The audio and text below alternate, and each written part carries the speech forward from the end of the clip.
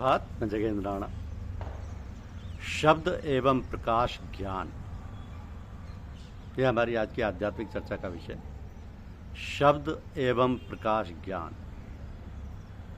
ये कहा जाता है कि जो पिंड है सो ब्रह्मांड है, जो ब्रह्मांड है सो पिंड है। यदि ईश्वर का साक्षात्कार करना चाहते हैं तो मनुष्य को स्वयं को जानना चाहिए। ईश्वर ने मनुष्य को अपने आकार प्रकार का बनाया है। गर बजोई जाते सिफाते खोदा, नजरे कुन बाम जहर आदम। अगर खुदा को जानना चाहते हो तो आदमी की ओर नजर डालो। ईश्वर ने अपने को इस मनुष्य चोले में शब्द एवं प्रकाश के रूप में प्रकट किया। वेदों में नाद ब्रह्म व अखंड ज्योति शब्द मिलते हैं। मालिक कुल का प्रथम प्राकट्य धनात्मक शब्द एवं प्रकाश के रूप में है। अब विराट जगत में भी एवं मनुष्य के अंतर में भी सृष्टि की रचना शब्द एवं प्रकाश से ही है। तो सतलोक में शब्द व प्रकाश है। मनुष्य के कारण शरीर के अंतर अथवा चौथे पद में शब्द व प्रकाश ही सत का साकार रूप है। इसके परे उन्मनी अवस्था है। तो हमारे पार ब्रह्मांड शरीर में क्या है? आत्मा का स्वरूप। आत्मा का स्वरूप क्या है? हमारी हस्ती क्या है? संतों ने, ऋषियों ने इसकी खोज की और मनुष्य के आर या मनुष्य के पार ब्रह्मांड अथवा कारण शरीर में जो मूल तत्व ईश्वरीय अंश है उसे ध्वन्यात्मक शब्द व प्रकाश बतलाया। अब मनुष्य के ब्रह्मांड शरीर एवं पार ब्रह्मांड शरीर में अनहद नाद व अखंड ज्योति है। यही मनुष्य के पार ब्रह्मांड शरीर की सत्ता है। यही शब्द और प्रकाश का ज्ञान है। तो शब्द एवं प्रकाश ज्ञान को कौन बतलाता है? ये महती कृपा कौन करता है जिससे ज्ञान प्राप्त होता है? उसे संत सदगुरु कहते हैं। तो मनुष्य इस शब्द व प्रकाश में कैसे प्रवेश पाए? पार ब्रह्मांड शरीर का ज्ञान, जिसे शब्द ज्ञान व प्रकाश ज्ञान कहा गया है, सतगुरु की कृपा से ही प्राप्त होता है। सतगुरु सत्संग के द्वारा इसका बोध कराते हैं। सुरत शब्द योग, सुरत प्रकाश योग का साधन बतलाते हैं। ये करनी का भेद है। ये करनी का भेद है, ना ही बुद्धि विचार। कथनी तज करनी करो तब पाओ कुछ सार। तो सतगुरु के दया और अपनी लगन से, सुरत शब्द की कमाई से मनुष्य शब्द एवं प्रकाश में प्रवेश पाता है। आवागमन से छुटकारा पाता है। अब इसके लिए आवश्यक है कि शिष्य का सतगुरु में प्रीत, प्रतीत, श्रद्धा और भक्ति हो। इसके लिए आवश्यक है कि शिष्य की सतगुरु में प्रीत, प्रतीत, श्रद्धा और भक्ति हो। यानी श्रद्धावान लभते ज्ञानम तत्परम संयंतेन्द्रिय, ज्ञानम लब्धा पराम शांतिम चिरणेनाधिगच्छति। श्रद्धावान को ज्ञान प्राप्त होता है। कौन सा ज्ञान? शब्द व प्रकाश ज्ञान। तत्पश्चात इंद्रिय संयम द्वारा परम शांति प्राप्त होती है। तो मनुष्य के अंतर में जो ईश्वरीय अंश का अस्तित्व है उसका स्वरूप क्या है, यही हमें समझना। इसी का बोध होना परमार्थ है। इसके लिए हमें अंतर्मुखी होना पड़ेगा। ईश्वर अंश जीव अविनाशी, चेतन अमल सहज सुख राशि। ईश्वर अंश जीव अविनाशी, चेतन अमल सहज सुख राशि। ये रामचरितमानस के उत्तरकांड में। जीव अर्थात मनुष्य ईश्वर का अंश है। यदि हमें ईश्वरीय अंश का बोध हो जाए तो हमें अपने रूप का ज्ञान हो जाए। मनुष्य शरीर के तीन भाग हैं, स्थूल शरीर, सूक्ष्म शरीर, कारण शरीर। अब स्थूल शरीर में 10 इंद्रियां हैं, 5 ज्ञानेन्द्रियां एवं 5 कर्मेंद्रियां। सूक्ष्म शरीर में है मन चातुष्ट अर्थात मन, बुद्धि, चित्त और अहंकार। सूक्ष्म शरीर में ये मन, बुद्धि, चित्त और अहंकार। तो सूक्ष्म शरीर में ही इसके परे है त्रिगुण अर्थात सत्वगुण, तमोगुण, रजोगुण। इन गुणों की उत्पत्ति प्रकृति से है। तो त्रिगुण के परे प्रकृति है, प्रकृति की उत्पत्ति कालपुरुष से है। इसका सूक्ष्म शरीर में 9 तत्व हैं। मन चतुष्ट है 4, त्रिगुण 3, पुरुष प्रकृति 2, तो 9 तत्व सूक्ष्म शरीर के अंग हैं। ये 9 तत्व सूक्ष्म शरीर के हैं। अब समझना ये कि मनुष्य मात्र के अंतर में जो ईश्वरीय अंश है वो ना स्थूल शरीर में है ना सूक्ष्म शरीर में है। ईश्वरीय अंश है मनुष्य के कारण शरीर अथवा पार ब्रह्मांड शरीर में। तो ईश्वरीय अंश जो मनुष्य के कारण शरीर में व्याप्त है, उसकी खोज या उसका बोध कौन करेगा? क्या मनुष्य के सूक्ष्म शरीर के 9 तत्व मन चतुष्ट त्रिगुण या काल पुरुष एवं प्रकृति में से कोई भी तत्व कारण शरीर में रहने वाले ईश्वरीय अंश का पता पा सकते हैं? कदापि नहीं। ये कैसे संभव हो सकता है कि कारण शरीर के अस्तित्व का बोध सूक्ष्म शरीर अथवा स्थूल शरीर के 10 इंद्रियों द्वारा या मन बुद्धि चित्त एवं अहंकार के द्वारा, त्रिगुणों के द्वारा, पुरुष प्रकृति के द्वारा, इन तत्वों में से न किसी एक तत्व के द्वारा ईश्वरीय अंश को जाना जा सकता है, न ही कुल 10 और 9 19 तत्वों को मिलाकर किसी प्रकार से किसी युक्ति से कारण शरीर में विराजमान ईश्वरीय अंश को जाना जा सकता है। उस तत्व को समझ लें तो प्रयुक्त तथ्यों से स्पष्ट है कि कारण शरीर में विराजमान ईश्वरीय अंश को जानने के लिए ईश्वरीय अंश के वंशज को ही पकड़ना होगा। सुनने में तो अवश्य विचित्र लगेगा कि ईश्वर के वंशज कैसे? हाँ, ईश्वर के वंशज हैं, वो परमपिता हैं। हम सब लोग उसे परमपिता परमेश्वर कहते हैं।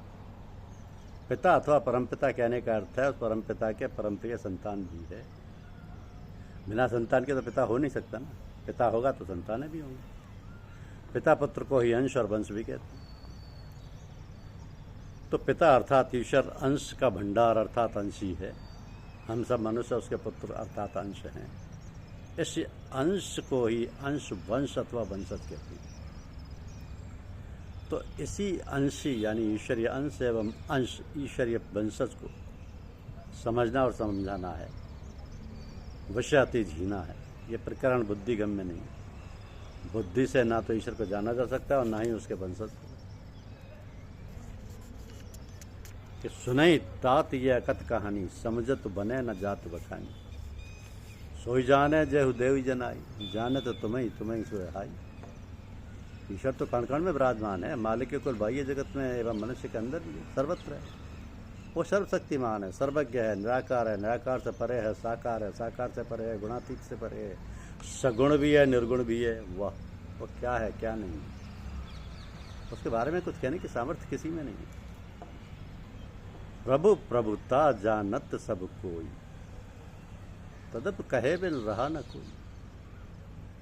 उसके 2 रूप हैं, एक निराकार और दूसरा साकार, एक गुणातीत दूसरा सगुण रूप। नहीं रूप कोई है, सब रूप तेरे। नहीं रूप कोई है, नहीं रूप कोई है, सब रूप तेरे।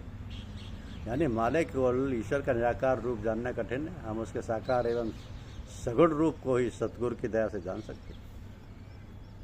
तो जब हम संत सतगुरु के सत्संग में जाते हैं तो सत्संग के द्वारा अपने निज रूप का बोध होता है। अंतर साधन के द्वारा हमें अपने स्थूल शरीर, सूक्ष्म शरीर एवं कारण शरीर का ज्ञान होता है। कारण शरीर में मालिक के कुल ईश्वर का प्रथम प्राकट्य ध्वन्यात्मक शब्द जिसे अनंत भी कहते हैं एवं प्रकाश अखंड ज्योति के रूप में होता है। ये तो रहा मालिक के कुल का साकार रूप। अब यह प्रश्न ये है कि मालिक के इस साकार रूप का बोध किसे होता है? इस ध्वनि को कौन सुनता है? क्या हमारे कान इस ध्वनि को सुनते? नहीं। मालिक के साकार रूप प्रकाश को कौन देख सकता है? क्या स्थूल शरीर की ज्ञानेंद्रियां आंखें कारण शरीर में स्थित प्रकट ईश्वरीय अंश प्रकाश को देख सकती हैं? हरगिज नहीं। तो मनुष्य के कारण शरीर में जो मालिक का प्रकट रूप शब्द है और प्रकाश है, उसे कौन सुनता है, कौन देखता है? इस शब्द की सूरत सुनती है, इस शब्द को सूरत सुनती है, सूरत ही इस प्रकाश को देखती है।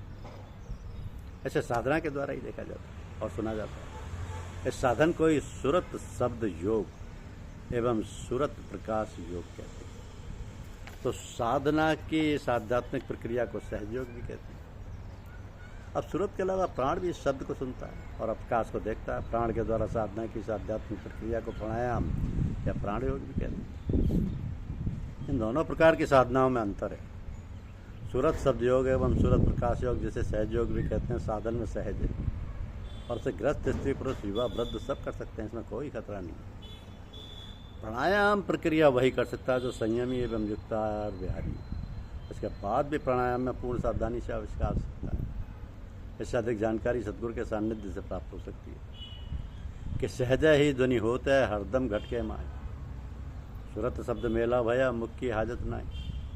सूरत समानी शब्द में प्रकटी ज्योत अनंत। स्वामी सेवक एक संग खेले सदा बसंत। घट में है सूजत नहीं लानत ऐसी जिंद। नानक इस संसार को हुआ मोतिया भी। कारण शरीर के अनहद शब्द से ही सूरत निकलती है, जैसे सूर्य से किरणें निकलती हैं। ठीक वैसे ही मालिक के प्रकट रूप से सूरत निकलती है। मालिक के कुल का प्रकट रूप शब्द है, तो शब्द मालिक का अंश और सूरत मालिक का वंश है। शब्द मालिक का अंश और सूरत मालिक का वंश, और यही अंश और वंश या वंशज हैं। तो यह तो ज्ञात हुआ कि मालिक के कुल यानी ईश्वर मनुष्य के कारण शरीर के अथवा पार ब्रह्मांड शरीर में शब्द एवं प्रकाश रूप में प्रकट है। कारण शरीर का तो बड़ा विस्तार है। ये शब्द व प्रकाश कहाँ है? कारण शरीर में। इसको भी समझें। कारण शरीर में सुषुम्ना नाड़ी है। इसी सुषुम्ना नाड़ी में शब्द व प्रकाश प्रकट है। सुषुम्ना नाड़ी मनुष्य की खोपड़ी में शिखा के स्थान यानी कारण शरीर से लेकर सूक्ष्म शरीर में भूमध्य दोनों भुवों के बीच का स्थान तक ऊपर से नीचे फैली। अब सूक्ष्म शरीर में जिसे ब्रह्मांड शरीर भी कहते हैं, जिसे ललाट भी कहते हैं, दो नाड़ियाँ और भी हैं, दाहिनी ओर पिंगला और बाईं ओर इंगला। ये दोनों नाड़ी इंगला को एड़ा भी कहते हैं। पिंगला सूर्य नाड़ी है, इंगला चंद्र नाड़ी है। इन दोनों के मध्य में सुषुम्ना नाड़ी, जैसे सूफी फकीर शाहे रग कहते हैं। तो मनुष्य शरीर में असंख्य नसें व नाड़ियाँ हैं जिन्हें गिना नहीं जा सकता है। सुषुम्ना नाड़ी जो मनुष्य शरीर के ब्रह्मांड शरीर यानी सूक्ष्म शरीर में भूमध्य से ऊपर की ओर जाती है, वह सब नस नाड़ियों का राजा है। इसी सुषुम्ना नाड़ी में पार ब्रह्मांड शरीर के शिखा स्थान से मालिक कुल की सत्ता से चैतन्य शक्ति की धारा ऊपर से नीचे की ओर पार ब्रह्मांड शरीर से ब्रह्मांड शरीर की ओर प्रवाहित होती है। तो सुषुम्ना नाड़ी में शब्द सत्ता से चैतन्य शक्ति की जो धारा प्रवाहित होती है उसी को सूरत कहते हैं। यही सूरत शब्द को सुनती है और प्रकाश को देखती है। सूरत को ही शब्द एवं प्रकाश का ज्ञान होता है। इसे बोध ज्ञान कहते हैं। सृष्टि की रचना ओम ध्वनि से हुई है। मनुष्य की रचना सत शब्द से हुई। ओम ध्वनि मनुष्य के ब्रह्मांड शरीर यानी सूक्ष्म शरीर में सुषुम्ना नाड़ी में स्वतः सतत गूंजती रहती है। सूरत इसे सुनती है। ब्रह्मांड शरीर के मध्य में सुषुम्ना नाड़ी के ऊपर अंदर त्रिकुटी है। इसी में ओम ध्वनि सदा सहज रूप में उच्चारित होती रहती है। तो ऐसे सूरत या प्राण सुनता है। ओम ध्वनि के साधक को शांति मिलती है।